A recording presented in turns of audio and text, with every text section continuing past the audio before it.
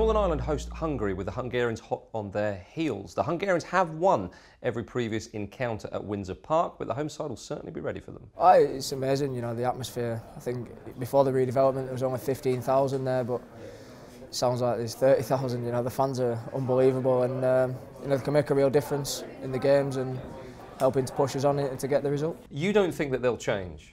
No. You think they'll stick with what they're doing? It's been working. Don't change a winning formula. And you would expect even the personnel to be the same? I would think so. As I said before, the Faroes game, we may have one or two players missing, but if they do come back, then they'll just slot in lovely. Where, if the need arises, they may be a little bit more conservative, is the full-backs bombing on. Instead of bombing on and getting on the overlap, they may just support the front three. You know what I mean? So they're just coming up to here, laying balls back, playing balls into the box, but I would not change the system. There's a good balance to the system. I saying you've got a good solid base with two centre halves and this holding midfielder, and you've got a little bit of quality in the attacking midfield and obviously in the front line, with the option of the two full backs overlapping when it's on their side. But depending on what the results are on Friday, then that depends on whether he could become more conservative with his full backs. But as far as the overall system is concerned, leave it as it is. Everybody knows what they're doing. There's good continuity in there, you know, and there's round pegs and round holes, which is good. Northern Ireland face Hungary at home at Windsor Park. That could be an absolute must-win game for Hungary, the way the results may go. They're playing Romania, which will be a very, very difficult game indeed. But if they lose that, then Northern Ireland could have the chance to go, you know, 5 points, maybe even more ahead of them. But if it is just that 2-point gap, which it is now, then a draw wouldn't be an awful result for Northern Ireland, would it? No, and I think they've been good at judging that, really. You know, when they welcomed Romania over to Belfast, I think they played it very sensibly as well. Just going step by step, I think, has really been the strength of their campaign. I think it would have been easy, like winning the first 3 games to get really carried away, but Michael O'Neill's been good at making them have a reality check. Of course, like, winning against Hungary would be fantastic, and if, as you say, Hungary lost in Romania first, then, you know, it could pretty much seal qualification.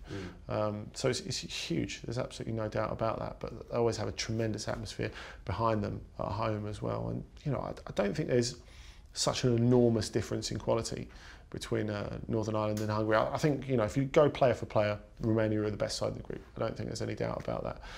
But, you know, they've nothing to feel inferior about going into this Northern Ireland.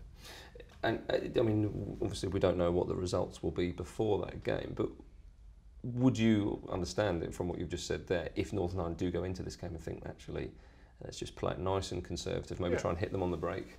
Yeah, even though they're at home. I think in both of these games for Northern Ireland, like, patience is hugely important, but especially this game against Hungary. Unless something goes terribly wrong against the Faroes, they have a group lead to protect, and they can say to Hungary, well, you know, you come and beat us. You know, so they'll be relying heavily on players like Bala Zuzak, who of course just moved to Turkey, Adam Shaloi, who's got a decent goal scoring record in the Bundesliga, and that, you know, those are players of high quality. There's no getting away from that.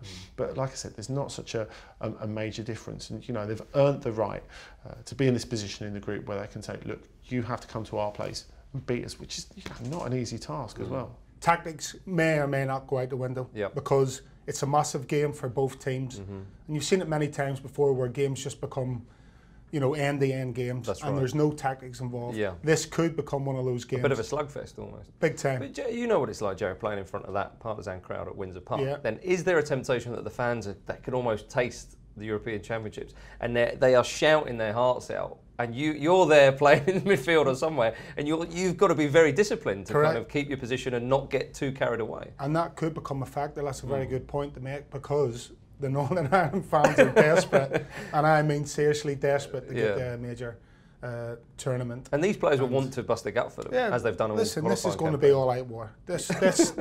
Make no bones about it. Monday night is going to be all-out war. The main thing is that the experienced players in the team stay solid, do their jobs, and as long as that's the case, then the rest of the guys around the team can go and do can do that little bit extra, can try to go the further mile to try and get a result. To find more coverage of the match, search Vauxhall Northern Ireland on Facebook or Twitter and give them a like or follow. They're quite frightening, Wales. If we got into a group where Wales was in, I'd be quite afraid of that. Yeah. Wales are exciting, aren't they? Yeah, they're exciting. I mean, we've got, obviously, we've got even though some if you world-class talent in the side. But you've got a good spine now. Yeah, that's